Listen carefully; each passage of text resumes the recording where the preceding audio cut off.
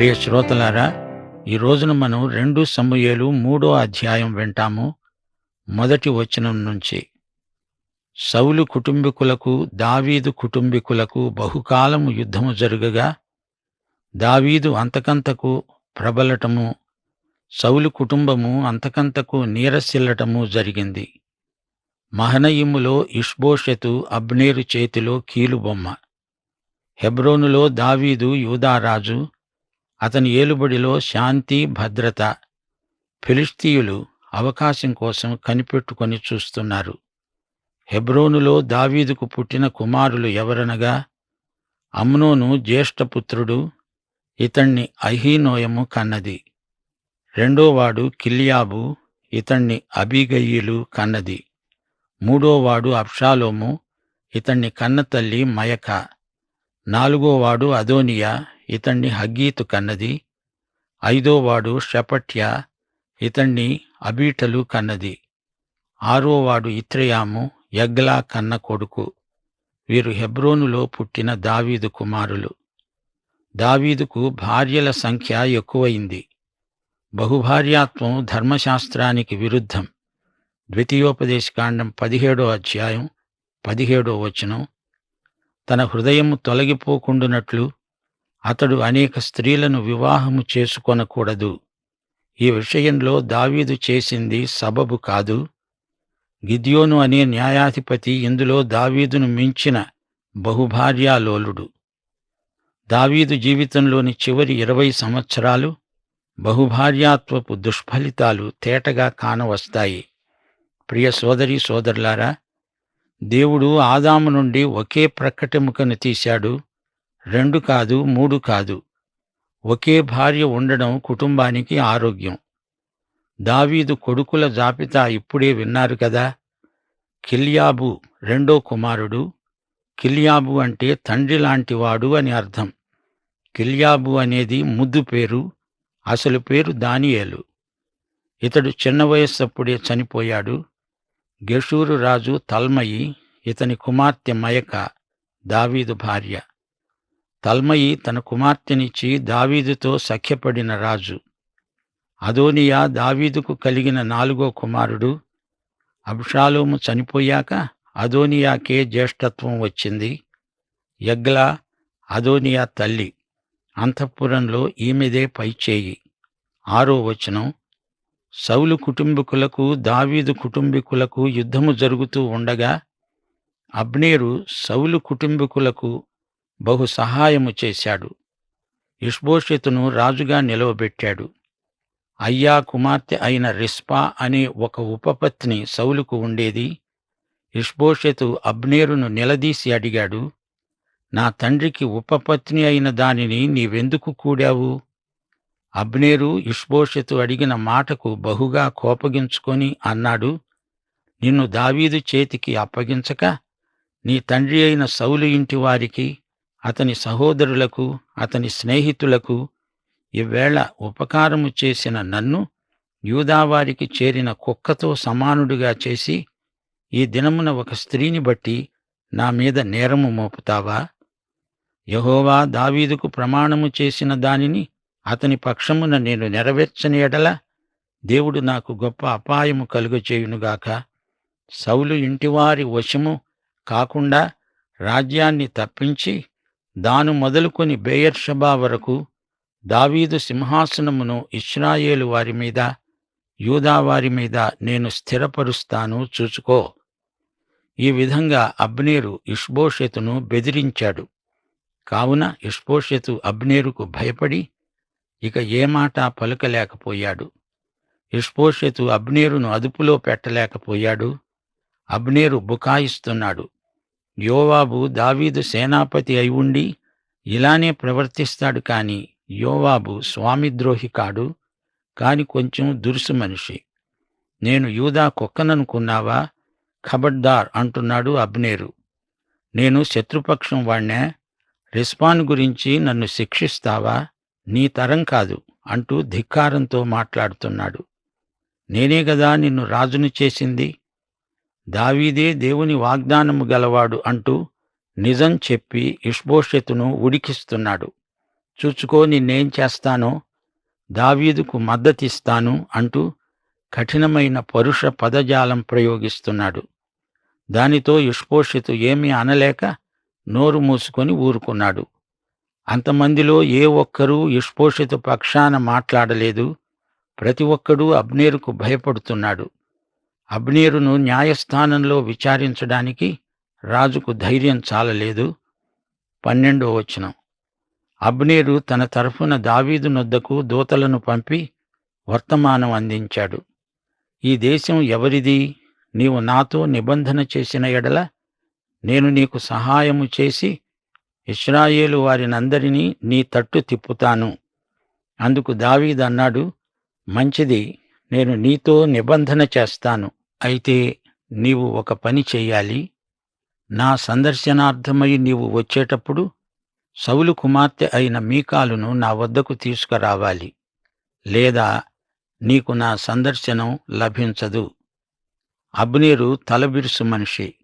ఇష్బోషెతుకు వ్యతిరేకంగా దావీదుతో అప్పుడే మంతనాలు సాగించటం మొదలుపెట్టాడు. ఈ దేశం ఎవరిది? ఇది నా స్వాధీనంలో ఉంది. సౌలు కుటుంబానిది. నేను ప్రధానమంత్రిని. రా, ఒడంబడిక చేసుకుందాము. నేను ఇదంతా నీ వశం చెయ్యగలను. దావీదు అబ్నేరు అహంభావాన్ని గుర్తించాడు.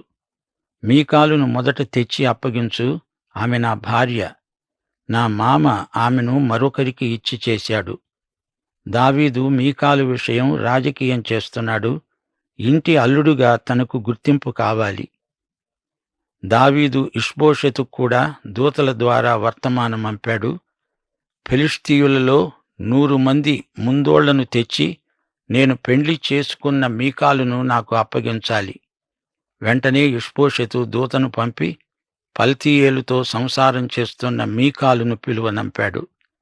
మీకాలు పెనిమిటి బహురీము వరకు ఆమె వెనుక ఏడుస్తూ రాగా అబ్నేరు నీవు తిరిగిపో అన్నప్పుడు అతడు వెళ్ళిపోయాడు. మీకాలు రెండో భర్త పేరు పల్తీయేలు.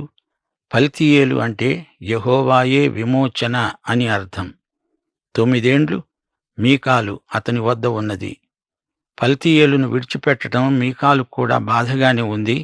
కాని దావీదు వద్దకు వెళ్ళక తప్పదు. ఇప్పుడు ఆమె దావీదు భార్యలలో ఒకతే అవుతుంది. ఈ సమస్యకు మూల కారణం సౌలు. ఇప్పుడు దావీదు భార్యల సంఖ్య ఇంకా పెరిగింది. 17వ వచనం. అంతలో అబ్నేరు ఇశ్రాయేలు వారలను పిలిపించి వారితో అన్నాడు, దావీదు మిమ్మును ఏలాలని మీరు ఇంతకు మునుపు కోరారు గదా. యెహోవా దావీదును గూర్చి అన్నాడు, నా సేవకుడైన దావీదు చేత నా జనులైన ఇశ్రాయేలీయులను ఫిలిష్తీయుల చేతిలో నుండి, వారి శత్రువులందరి చేతిలో నుండి విమోచిస్తాను. సరే, ఇప్పుడు మీ కోరిక నెరవేర్చుకోండి.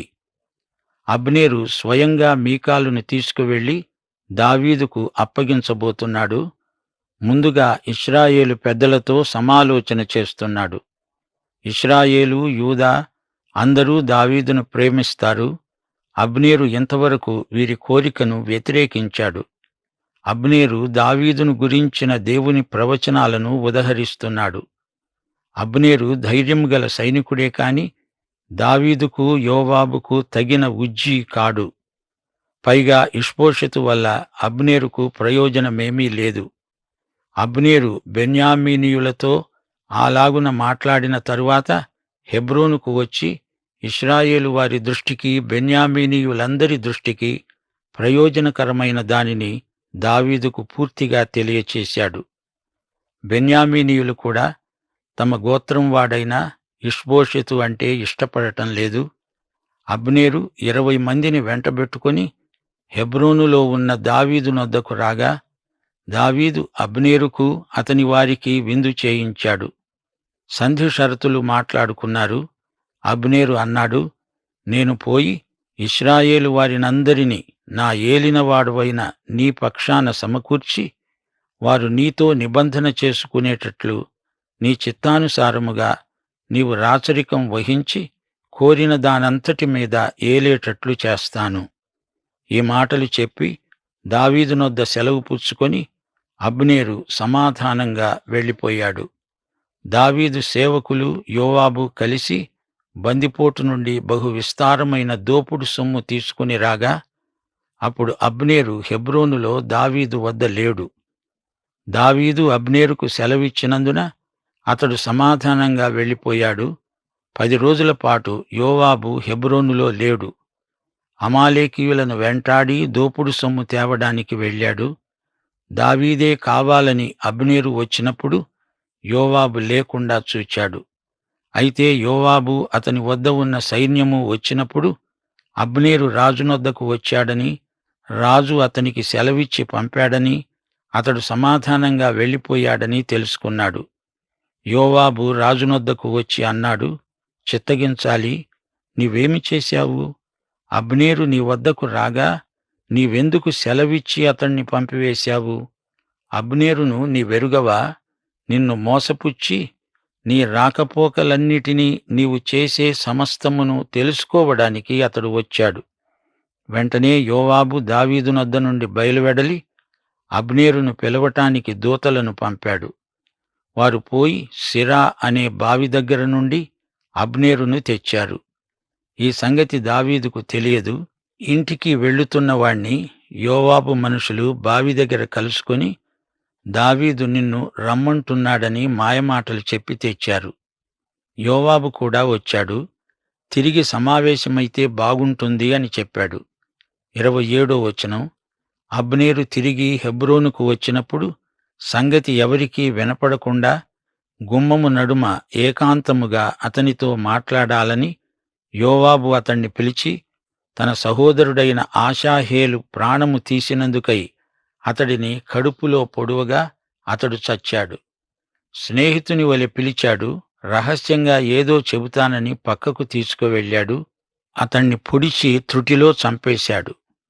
ద్వారం ప్రక్కన చీకటిగా ఉన్నందున అబ్నేరు ప్రమత్తంగా ఉన్నాడు. తన సోదరుణ్ణి చంపినందుకు ఈ విధంగా యోవాబు కక్ష సాధించాడు. గమనించాలి, అసలు హెబ్రోను ఆశ్రయపురాలలో ఒకటి. అందుకే యోవాబు తెలివిగా అతడు పట్టణంలో అడుగుపెట్టకముందే పురద్వారం దగ్గరే అబ్నేరును చంపివేశాడు. యోవాబు చేసిన ఈ ఘాతుకాన్ని బట్టి తిరిగి దావీదు ఇశ్రాయేలుకు రాజు కావడానికి 5 సంవత్సరాలు పట్టింది. ఆ తరువాత ఈ సమాచారము దావీదుకు వినబడినప్పుడు అతడు అనుకొనినదేమనగా, నేనును నా రాజ్యమును అబ్నేరు ప్రాణం తీయటం విషయంలో యెహోవా సన్నిధిలో ఎప్పటికీ నిరపరాధులమే. ఈ దోషము యోవాబు మీద అతని సహోదరులందరి మీద మోపబడునుగాక. యోవాబు ఇంటివారిలో స్రావము గలవాడైనా, కుష్ఠురోగైనా, కర్ర పట్టుకొని నడిచేవాడైనా, ఖడ్గము చేత కూలేవాడైనా, ఆహారము లేనివాడైనా ఉండకపోడు. గిబియోను యుద్ధమందు తమ సోదరుడైన ఆషాహేలును చంపిన దాన్ని బట్టి యోవాబు అతని సోదరుడైన అబీషై అబ్నేరును చంపారు. ఈ హత్య రాజ్యానికి సంబంధించింది కాదు, యోవాబు వ్యక్తిగత కక్ష వల్ల జరిగింది. ఈ హత్యలో అబీషై హస్తం కూడా ఉంది. దావీదు యోవాబుకు అతనితో ఉన్నవారికి ఆజ్ఞ ఇస్తూ అన్నాడు, మీ బట్టలు చింపుకొని గోనెపట్ట కట్టుకొని శవానికి ముందు నడుస్తూ ప్రలాపించండి. రాజు స్వయంగా పాడె వెంట నడిచాడు. వారు అబ్నేరును హెబ్రోనులో పాతిపెట్టగా రాజు అబ్నేరు సమాధి దగ్గర ఎలుగెత్తి ఏడ్చాడు. జనులందరూ ఏడ్చారు. యోవాబు తన నేరానికి ఈ విధంగా పశ్చాత్తాపం వెలిబుచ్చినట్లయింది. రాజు అబ్నేరును గురించి శోక కీర్తన ఒకటి రచించాడు. అబ్నేరు, నీచుడొకడు అనగా నాస్తికుడు, మూర్ఖుడు చచ్చునట్లుగా నీవు చావదగునా? నీ చేతులకు కట్లు లేకుండగా, నీ కాళ్లకు సంకెళ్ళు వేయబడకుండా దోషకారి ఎదుట ఒకడు పడునట్లు నీవు పడ్డావే. అబ్నేరు చట్టరీత్యా చనిపోలేదు, ఒక వ్యక్తి కక్ష సాధింపుకు గురి అయ్యాడు. ఈ కీర్తనలో దావీదు తన నిర్దోషిత్వాన్ని వెల్లడి చేస్తున్నాడు. అంతేకాదు, యోవాబు చర్య గర్హనీయమని చెబుతున్నాడు. రాజు ఈలాగు కీర్తన ఎత్తి పాడగా జనులందరూ విని మరి ఎక్కువగా ఏడ్చారు. ఇంకా వెలుగు ఉన్నప్పుడు జనులు దావీదు నొద్దకు వచ్చి భోజనము చేయుమని బ్రతిమాలగా, దావీదు ప్రమాణము చేసి అన్నాడు, సూర్యుడు అస్తమించక మునుపు ఆహారమేమైనను నేను రుచి చూచిన ఎడల దేవుడు నాకు గొప్ప అపాయము కలుగజేయునుగాక. దావీదు ఈ విధంగా తన నిర్దోషిత్వాన్ని రుజువు చేసుకున్నాడు. దావీదు నిరపరాధి అని అందరూ గుర్తించారు. జనులందరూ సంతోషించారు. అబ్నేరు హత్య రాజు ప్రేరణ వల్ల అయినది కాదని ఆ దినమున జనులందరికీ, ఇశ్రాయేలు వారికందరికీ తెలిసింది. రాజు తన సేవకులతో అన్నాడు, నేటి దినమున పడిపోయినవాడు ఇశ్రాయేలు వారిలో ప్రధాని అని, పెద్దలలో ఒకడని మీకు తెలిసింది గదా. పట్టాభిషేకము నొందినవాడనైనా నేడు నేను బలహీనుణ్ణైపోయాను. సెరూయా కుమారులైన ఈ మనుష్యులు నాకంటే బలము గలవారు. అతడు జరిగించిన దుష్క్రియను బట్టి కీడు చేసిన వానికి యెహోవా ప్రతీకారము చేయునుగాక.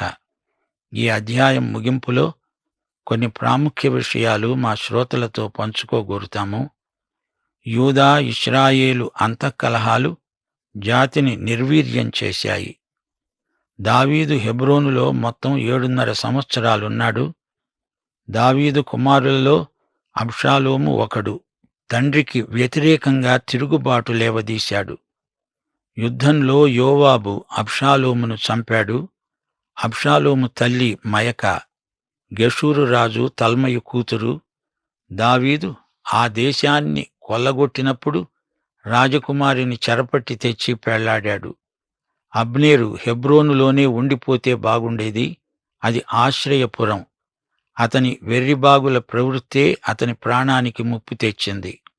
సోదరీ సోదరులారా, ఇందులో మనకు ఒక సందేశమున్నది. ప్రతి పాపికి క్రీస్తునందు ఆశ్రయమున్నది. యేసుక్రీస్తే మన హెబ్రోను. ఎవరైనా ఎంత ఘోర పాపి అయినా అతడు నశించనక్కర్లేదు. క్రీస్తునందు ఉన్నవారికి ఏ శిక్షావిధి లేదు. యేసు అనే ఆశ్రయపురానికి వెలుపల నాశనమే. దావీదు అన్నాడు, అబ్నేరు, ఇదేమిటి? అవివేకిలాగా చచ్చావా? అలా ఎవరూ నశించనక్కర్లేదు. సోదరుడా, సోదరి, నీవు క్రీస్తునందు ఉన్నావా? క్రీస్తుకు వెలుపల ఉన్నావా? మరో మాట, దావీదు యోవాబును శిక్షించలేని బలహీనుడైపోయాడు. అయితే ఆ పని దేవునికే అప్పగించాడు. మనుష్యులను తప్పించుకొని తిరగవచ్చుగాని దేవుని న్యాయ తీర్పును ఎవరూ తప్పించుకోలేరు. ఇహలోకమందలి న్యాయస్థానాలు నేరస్తుణ్ణి శిక్షించలేకపోవచ్చుగాని దేవుని తీర్పు తప్పదు. 2 తిమోతి 4:14 పౌలు ఏమన్నాడు? అలెగ్జంద్రు అనే కంచరివాడు నాకు చాలా కీడు చేశాడు. అతని క్రియ చొప్పున ప్రభువు అతనికి ప్రతిఫలమిస్తాడు. ఇదే మాట దావీదు యోవాబును గురించి అంటున్నాడు. రోమాపత్రిక 12:19 ప్రియులారా, మీకు మీరే పగ తీర్చుకొనక దేవుని ఉగ్రతకు చోటివ్వండి. పగ తీర్చటం నా పని, నేనే ప్రతిఫలమిస్తాను అని ప్రభువు చెబుతున్నాడు అని రాయబడి ఉన్నది. ఈ సూత్రం దావీదుకు తెలుసు. ప్రియ శ్రోతలు, ఇది మీకు తెలుసా? పాఠం ఇంతటితో సమాప్తం. తొట్టిల్లకుండా మిమ్ములను కాపాడడానికి, తన మహిమ ఎదుట ఆనందముతో మిమ్ములను నిర్దోషులనుగా నిలువబెట్టడానికి శక్తిగల మన రక్షకుడైన అద్వితీయ దేవునికి, మన ప్రభువైన యేసుక్రీస్తు ద్వారా మహిమ, మాహాత్మ్యము, ఆధిపత్యము, అధికారము యుగయుగములకు పూర్వమును ఇప్పుడును సర్వయుగములకు కలుగునుగాక. ఆమేన్.